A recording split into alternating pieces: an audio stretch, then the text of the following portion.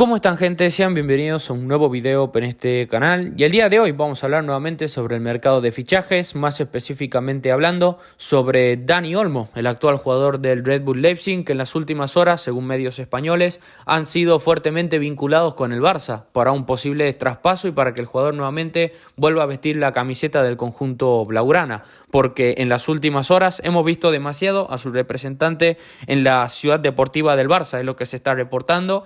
En principio era para tratar la oferta del Porto por Mika Falle. Recordemos que tanto el jugador del Barça Athletic como Dani Olmo comparten representación, pero este rumor surge ya que el Barça ha preguntado condiciones por la situación actual de este jugador en el conjunto alemán, ya que tanto Deco como Flick han dado el visto bueno para que esta operación se produzca. Se rumorea de que el Barça estaría dispuesto a pagar su cláusula de rescisión, que sería aproximadamente 60 millones de euros. Y en cuanto a mi opinión sobre este posible fichaje de Dani Olmo por el Barça y estos rumores que han salido en las últimas horas, la verdad que en cuanto a la credibilidad, primero yo le daría un moderado. Es solo medios españoles los que están vinculando a Dani Olmo con el Barça ya desde hace muchísimos meses, y este rumor se mantiene constante, casi como el de Nico Williams o como el de Luis Díaz y otros tantos jugadores que hemos ido hablando a lo largo de estos meses. Y sinceramente el fichaje de Dani Olmo en lo personal entra otra vez en esas operaciones en la cual pienso que el Barça sale perdiendo, así como comentamos el otro día lo de Mika Falle y el otro día la operación de Joao Cancelo. En su momento, cuando decían de que lo quería Xavi para el Barça, pues yo hice un video donde daba todos los puntos de vista negativos que veía en el fichaje de este jugador. Primero porque claramente no encajaba con Xavi, y después por el tema calidad-precio y las alternativas que había en el mercado. Y realmente este video va a ser un poco la continuidad de lo que dije en su momento para los que siguen normalmente pues diariamente el contenido de este canal. Y sinceramente no es por tener algo malo en contra de Dani Olmo como jugador, porque supongamos el caso de que finalmente termina fichando por el Barça. Bueno, en esa situación pues claramente tenés que apoyar al jugador, es un chico de la casa, es un chico que, a ver, se supone que para la idea de Hansi Flick encaja muchísimo más antes que para la idea de Xavi, porque si estamos hablando de que Flick mantiene el 4-2-3-1 que más o menos veíamos tanto en el Bayern como en la selección alemana,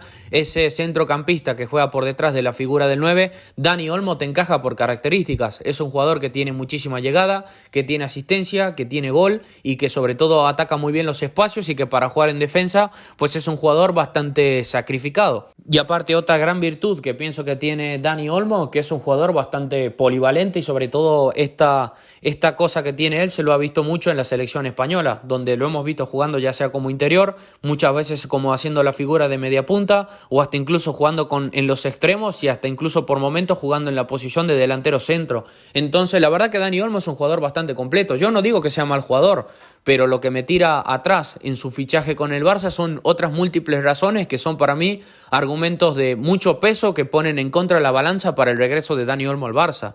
Y una claramente de ellas es que para mí no es un jugador que vale 60 millones de euros, con todo el respeto del mundo. Para mí, cuando pagás un precio de 60 o hasta incluso más por un jugador, es porque tiene que ser diferencial. Y a mí, sinceramente, Dani Olmo no me parece un jugador que sea diferencial en una plantilla. Me parece un jugador que, sí, para complementar y para tener más profundidad o para tener características distintas a lo que ya tenés, creo que puede ser un buen jugador.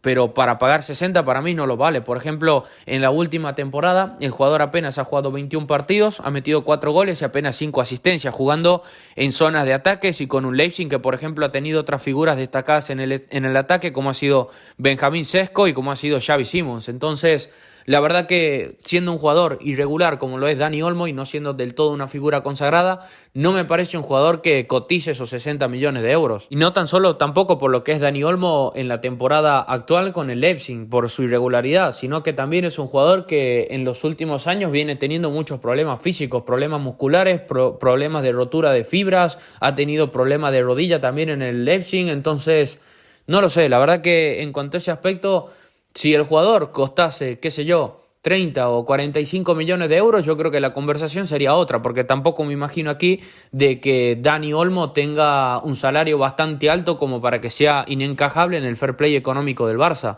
Pero sinceramente, teniendo en cuenta eso, el rendimiento, que no es un jugador diferencial, y que sobre todo el otro gran hándicap que tiene este chico es que esa cláusula de 60 millones de euros está vigente tan solo hasta el 15 de julio, es que es demasiado hándicap para llevar esta operación para el Barça. Aparte, sería un tiempo bastante apurado como para tomar semejante decisión, porque 60 millones de euros no es cualquier cantidad. O sea, si por ejemplo Dani Olmo es pagado por el Barça por 60 millones de euros y después el tiro no sale por la culata, pues después ¿quién te lo ficha? O sea, ¿quién te va a fichar a Dani Olmo por 60 millones de euros, por 50 o 45, como para que recuperes aunque sea la amortización del jugador? Porque encima los jugadores españoles no sé por qué tienen esto de que le falta prensa, le falta marketing, y a poco que Dani Olmo no dé ese rendimiento diferencial top mundial, vas a tener un jugador en el Barça devaluado, y eso claramente es un perder, tanto para el jugador que va a destrozar su carrera, como para el Barça también, porque yo tampoco tengo del todo claro de que Dani Olmo hoy en día sea titular en la plantilla del Barça y en cualquiera de las posiciones en la que él más o menos podría jugar, porque es sinceramente un rol y un perfil de jugador que yo pienso que actualmente ya tenemos en la plantilla y en abundancia además.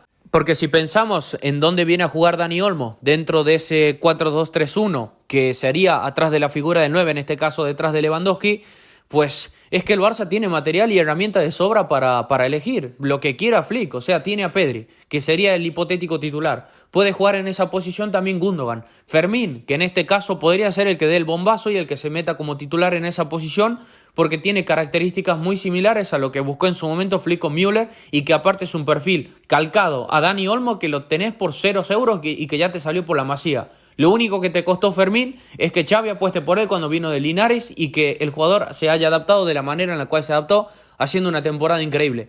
Y en este caso, ahí ya tirás para abajo simplemente con eso el fichaje de Dani Olmo. Y si vemos potencialmente lo que el Barça podría tener en esa posición, es que el fichaje sigue teniendo menos sentido todavía. O sea, tenés a Joao Félix cedido, no gastás absolutamente nada, no te gastás esa burrada de dinero. Potencialmente también podría jugar incluso Vitor Roque y Ferran Torres. Y si lo pensás, a Dani Olmo como extremo, no tiene desborde, no tiene esa velocidad que, por ejemplo, te podría aportar tanto Rafinha, Lamine, Vitor Roque o Ferran jugando en esa posición. Y para jugar como media punta, para mí, vuelvo a repetir, está en teoría Joao Félix, que tanto lo quieren traer.